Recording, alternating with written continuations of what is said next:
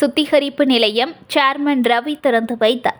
திருவள்ளூர் மாவட்டம் மேஞ்சூர் ஒன்றியத்தில் அடங்கிய சிருளப்பாக்கம் கிராமத்தில் NTCL நிறுவனத்தின் கிராம வளர்ச்சி நிதியின் கீழ் சுமார் 10 லட்சம் ரூபாய் மதிப்பீட்டில் புதிய குடிநீர் சுத்திகரிப்பு நிலையம் அமைக்கப்பட்டு அதன் திறப்பு விழா நடைபெற்றது.